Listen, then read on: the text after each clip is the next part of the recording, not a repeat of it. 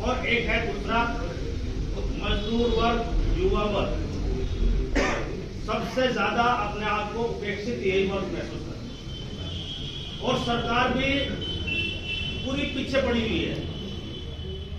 किसान की उस विचारधारा को खत्म करने में लगी हुई है और इस देश में दलितों की, गरीबों की, मजलूमों की आवाज जिन्होंने बुलंद किया, डॉक्टर भीमराव अम्बेडकर, उनकी विचारधारा खत्म करने में लगी हुई है। और देखो विडंबना इस बात की है कि यही वर्ग वोट भी देता है, सरकार भी यही बनवाता है। लेकिन जब नीतियां बनती है, जब सरकार आ जाती है, तो नीतियां जो है बंद कमरों में जब बनती है तो धनाढ्य लोगों के लिए बनती है, किसानों के लिए जीरो। किसान के लिए कोई नीति नहीं बनती। किसान अपना उत्पाद कहां बेचे, किस रेट पर बेचे, कोई तय नहीं होता इस बात। ये देखो चौधरी सिंह ने कहा था कि देश की तरक्की का रास्ता जो है खेत खलिहान से नहीं निकलता है। उदाहरण भी हमारे सामने, हमारे समक्ष पास 2 साल कोरोना काल रहा। कोरोना काल में देश के बड़े बड़े उद्योग सेक्टर सब डंप हो गए थे, बिल्कुल एक तरह खत्म हो गए थे।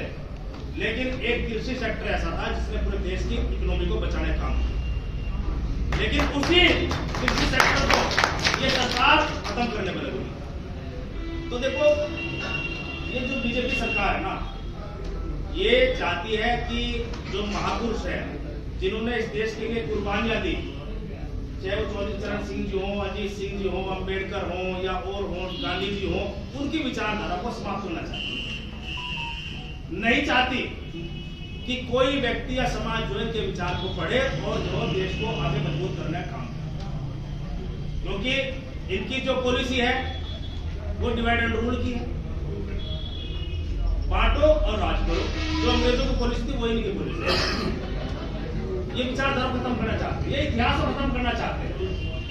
और जो हमारे देश के महापुरुष हुए बड़े बड़े, उनका ये मानना रहा है अगर किसी भी समाज को खत्म करना हो या किसी वर्ग को खत्म करना हो तो उसके इतिहास को खत्म करना। तो ये आज चौधरी चरण सिंह जी के इतिहास को खत्म करने में लगे हैं, डॉक्टर अम्बेडकर के इतिहास को खत्म करने में लगे हैं। ये सोचने की बात।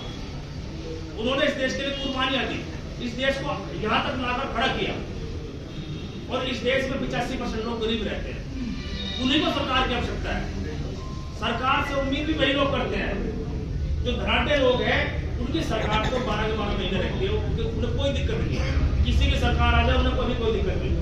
आवश्यकता अगर होती है सरकार की तो गरीब आदमी को, किसान को, मजदूर को, युवाओं को, दलितों को, पिछड़ों को, जिनका हमेशा दमन किया गया, उनको होती है।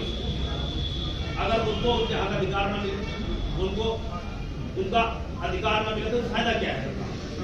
तो आज इस यात्रा के माध्यम से हम जन जन जाएंगे, हम गाँव जाकर जो है लोगों को जगाने का काम करेंगे।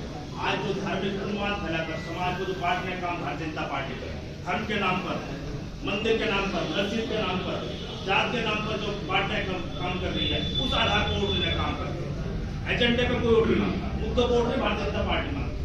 कोई भी चुनाव हो, चाहे छोटा हो चाहे बड़ा हो, उसमें धार्मिक उन्माद को फैलाने का काम करती है। उस आधार पर हम लोग वोट दे रहे हैं भाई, वोट हमारे साथी दे रहे हैं, हमें उस तरह से बाहर निकलना पड़ा। देखो धर्म और राजनीति का आपस में कोई मतलब नहीं।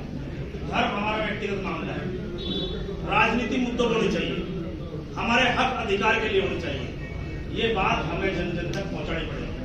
यदि आप चाहते हो 2024 में आपके नेता का हाथ मजबूत हो, किसान की देश में आवाज मजबूत हो, युवा को रोजगार मिले, पिछड़े हो, दलित हो, जिनको दमन किया गया उनको न्याय मिले, तो भाई अपनी बात को, अपने विचार को, अपने महापुरुषों विचार को हमें जन जन तक पहुंचाने की जरूरत है।